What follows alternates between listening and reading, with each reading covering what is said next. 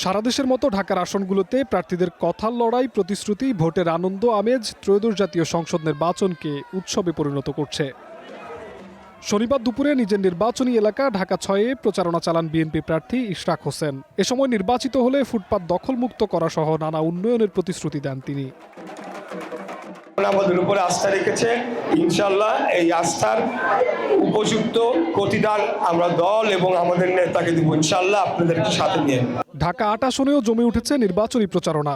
বাকি প্রার্থীদের মতো মাঠে রয়েছেন জাতীয় নাগরিক পার্টির প্রার্থী নাসিরউদ্দিন পাটোয়ারি। দুপুরে শাহজাহানপুর, খিলগাঁও সহ আশপাশের এলাকায় প্রচারণা চালান তিনি।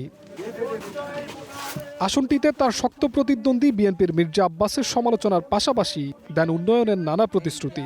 এখানেও একজন পাবলিশ কভার রয়েছে, যারা এখানে পাবলিশ কভার রয়েছে যত শক্তিশালী হোক না কেন আমরা তাদেরকে আইনের আওতায় নিয়ে আসবো ইনশাল্লাহ।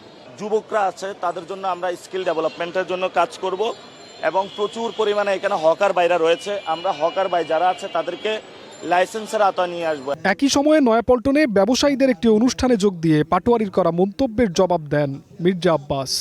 এই ঢাকা শহরের কোনো ব্যক্তি বলতে পারবে না কোনো স্বার্থের জন্য মির্জা আব্বাসকে এক কাপ চা খাওয়াতে পারছে তারা।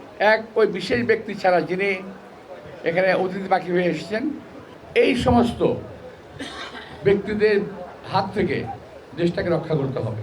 সব মিলিয়ে জম্পেশ চলছে ভোটের মাঠের প্রচারণা। 12ই ফেব্রুয়ারি অনুষ্ঠিত হতে যাওয়া নির্বাচনের সবশেষ জনগণের রায় কোন দিকে ভারী হয় সেটি এবার দেখার অপেক্ষা। জিহাদ রাহাত, গ্রিন নিউজ, ঢাকা।